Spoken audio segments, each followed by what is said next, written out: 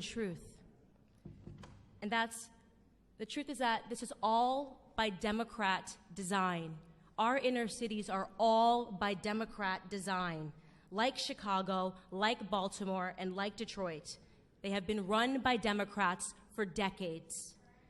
We have been made to believe that the conditions in our cities are normal. We're supposed to turn a blind eye to the corruption, to the crime, to the gangs, and instead focus on what our media deems of more importance. We are instead told that we should be focusing on white people. We're supposed to be reactive and angry and fearful about white supremacy, when in fact, it is liberal supremacy that is harming our communities. I say this all the time. You show me a neighborhood where there are liberal policies that reign supreme, and I will show you a neighborhood where Black Americans are struggling in this country. For decades, we have been disrespected by the Democrats. We have empowered their party, lined the pocket of their politicians, and we have gotten positively nothing in return for our blind allegiance and faithfulness. I've recently begun to immerse myself, as I told you all yesterday, in old videos and interviews of Dr. Martin Luther King Jr. And I came across an interview of him from 1964 where he was underscoring the problems that were in Black America at that time, and here's what he mentioned. I will quote: school dropouts, crime rates, illegitimacy, rioting, and other social evils, end quote. I find that list to be really interesting because he spoke that list 55 years ago. And yet today, across all of those categories, we not only have the exact same problems, but the problems have worsened. How is that possible? How is that possible in a society that has experienced so much social progress that we are seeing a decline in the Black community? The statistics of illegitimacy, crime rates, and illiteracy have worsened since the time of segregation and Jim Crow. In that same interview, Dr. King said something that I thought was timeless. He said, "It is both socially and morally suicidal to continue a pattern of deploring effects while failing to come to grip with its causes." This is reminiscent of Albert Einstein's famed quote, "Insanity is doing the same thing over and over again and expecting different results." While neither of them could have been possibly speaking to the predicament that we are in today, their words are timeless because for the last 6 decades, Black America has found itself in a rhythm of insanity, voting for the same party over and over again and expecting different results. It is, in my opinion, both socially and morally suicidal that we continue this pattern. Democrats have looked at us in the face and they have sold us worthlessness. They have told us that we cannot, that we need more government assistance, more handouts. We handed them power, and in return, they further diminished our sense of pride, the most important thing that we had, our sense of pride. We allowed their government to victimize us through the expansion of welfare policies. We allowed them, most importantly, to remove the fathers from our homes, removing the backbone of our families.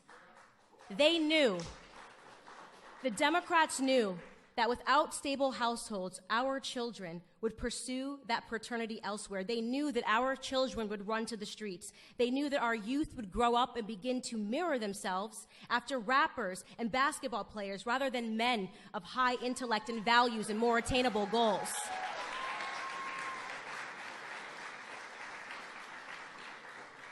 Their media took away the Jeffersons, they took away the Winslows, they took away the Huxtables, and they gave us love and hip-hop.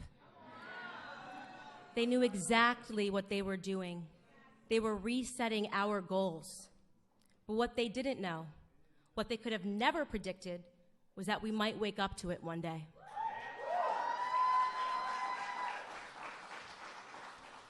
In 2015, when a man with crazy hair and a beautiful wife came down the escalator at Trump Tower, we were at the beginning of a shift, and I'll tell you honestly, I wasn't sure about him. I wasn't sure when he first came down the escalator. I said, isn't that the guy that says, you're fired? Is he really running for president? But then an incredible moment happened.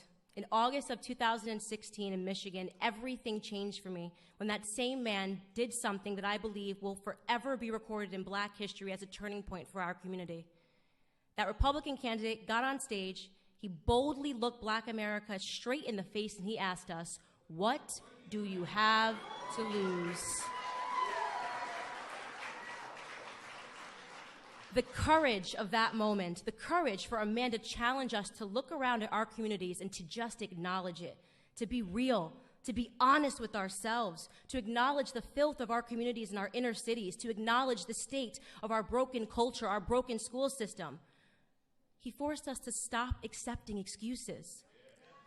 Every single person that is standing in this room stands here because at some point we had the courage to set our pride aside and to realize that for the first time in decades, we had somebody who was telling us the truth. And he just kept on telling it all around the country, dropping bars. Honestly, Trump might be my favorite rapper right now. My favorite moment of his campaign was he said, "Only Rosie O'Donnell, only Rosie O'Donnell."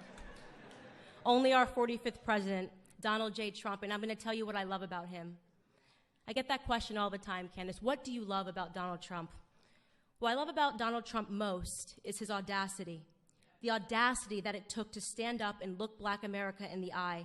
The audacity that it takes to call out these crooked Black Democrat politicians that have received billions in aid from our government and effectively stolen it from the struggling cities that they represent. The audacity to call out Elijah Cummings, the audacity to call out Maxine Waters, who lives, by the way, in a $6 million home outside of her own district. President Donald Trump has both the spine and the audacity to save Black America.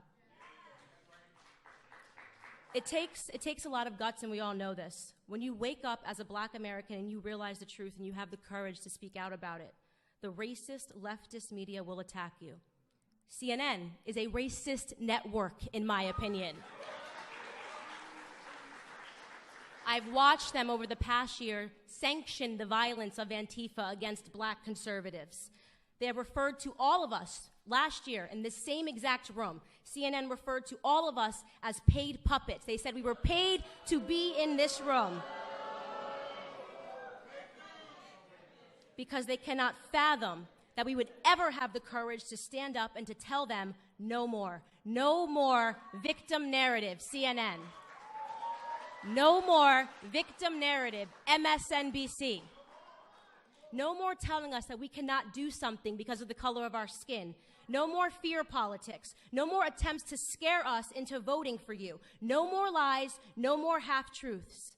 They attack the one president that has done the absolute most for Black America than any president in American history because they are scared. And I'll tell you what they're scared of. They are scared of no longer being able to control us. They are scared that we are actually waking up to everything that they have done to us. It was Clarence Thomas, Supreme Court Justice Clarence Thomas, in 1991 who warned us against what the Democrats and the media would do to Black people like us. This is what he said, quote, "This is a circus. It's a national disgrace, and from my standpoint as a Black American, it is a high-tech lynching for uppity Blacks who in any way deign to think for themselves, to do for themselves, to have different ideas, and it is a message that unless you kowtow to an old order, this is what will happen to you. You will be lynched, you will be destroyed, you will be caricatured, rather than hung from a tree." How right was Supreme Court Justice Clarence Thomas in the treatment of Black Americans today? It is a national disgrace. But let them continue. Let them continue their attacks on free-thinking Blacks. It's not going to stop us in any way from supporting this administration, from supporting people like our honorable Vice President, Mike Pence, who is finally talking about God again on the national stage.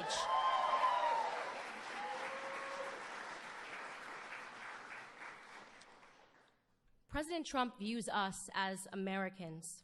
And the answer, of course, to that question is that we had absolutely nothing to lose from taking a chance on him, and now we're winning. We want Trump. We want the victor narrative. We want opportunities. We want to be viewed as Americans first and foremost. And you know, I rarely give him credit, but maybe former President Barack Obama said it best in his Harvard Law School paper when he wrote, "The American dream is to be like Donald Trump."